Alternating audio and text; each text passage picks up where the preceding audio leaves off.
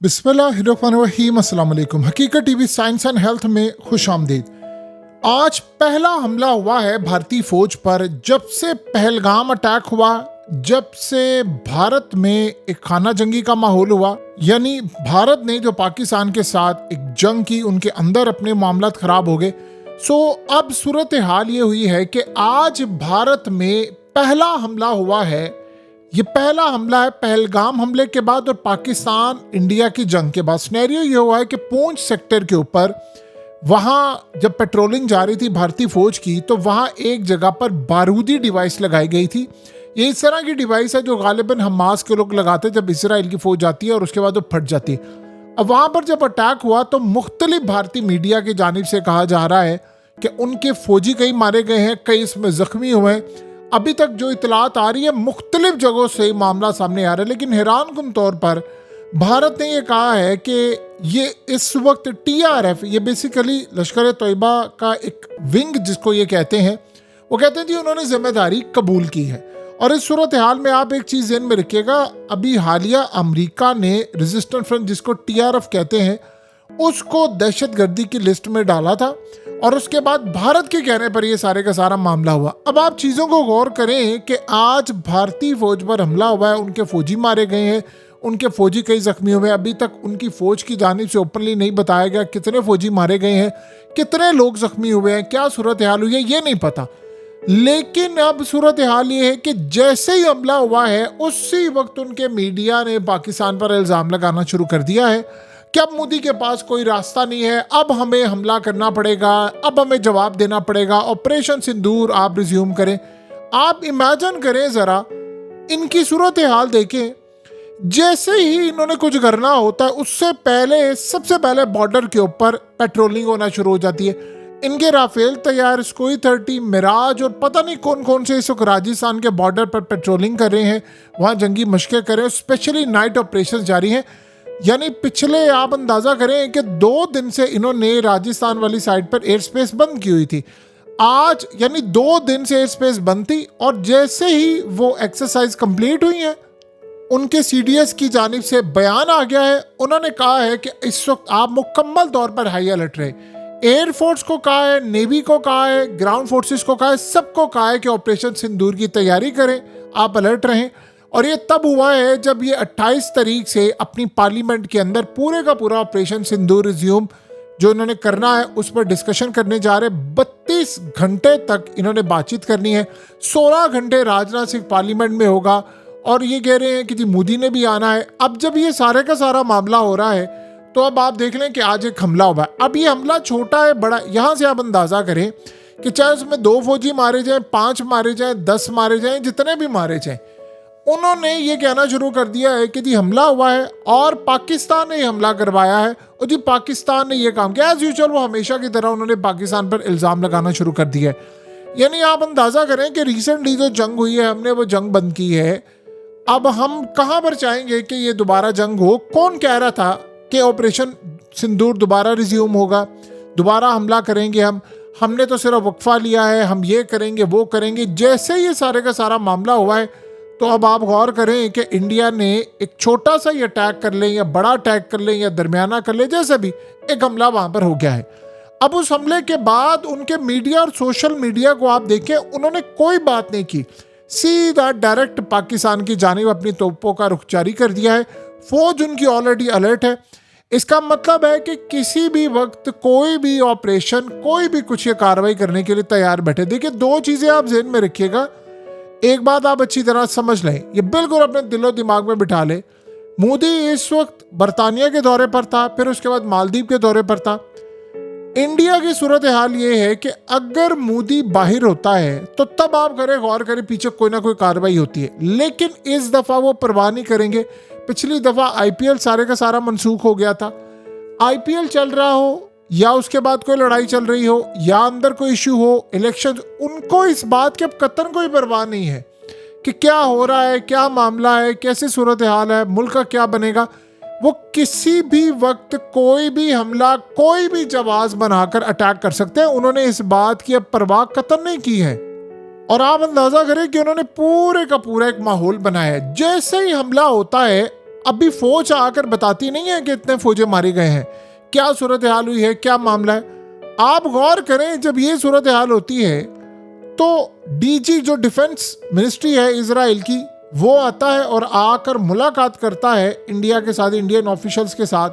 और उस मुलाकात के बाद आप देखें कि ये सारे बयानात, ये हमले, ये सारे सिलसिले शुरू हो जाते हैं। यानी जब भी जंग करनी है, सिंपल सी बात है, एक अटैक करवा लो। अब पहलगाम जो हमला हुआ था, उसमें आप अंदाज़ा करें ना कि जब हमले की नौयत आप सब ने और हम सब ने देखी है, उसमें क्या सूरत हाल सामने आई थी। पहलगाम हमले में किसी ने आज तक इनसे पूछा कि आप बताएं कि आपकी फ़ौज वहाँ पर कैसे मौजूद नहीं थी, यानी कैसे आपकी फ़ौज वहाँ से हट गई थी, कैसे वो अंदर दाखिल हुए थे, क्या मामला हुआ था, किसी को नहीं पता। लेकिन आपको ये पता चल गया है 2 मिनट के बाद ही कि ये जी हमला पाकिस्तान ने करवाया था और चलो पाकिस्तान पर जंग छेड़ते हैं। सो अब ये ज़हन में रखें कि जो हालात इस वक्त जारी हैं, किसी भी वक्त कोई हमला करने के लिए तैयार बैठे हुए हैं। रिसेंटली पाकिस्तान में भी मीडिया समेत हर जगह इंटेलिजेंस रिपोर्ट जारी हो गई थी कि इस वक्त 90 से 95% चांस है कि इंडिया दोबारा हमला करने वाला है। तो इंडिया, अब आप सोचें कि पूरी तरह तैयारी कर रहा है। रिसेंटली जब चाइना ने इंडिया को बुलाया, यानी जब जयशंकर गया शी जिनपिंग से मुलाकात की, तो उन्होंने वहाँ पर ही कहा था कि लड़ाई की बजाय हम एक दूसरे के साथ एतमाद के रिश्ते को बहाल करें ताकि ये लड़ाई झगड़ों से परहेज करें।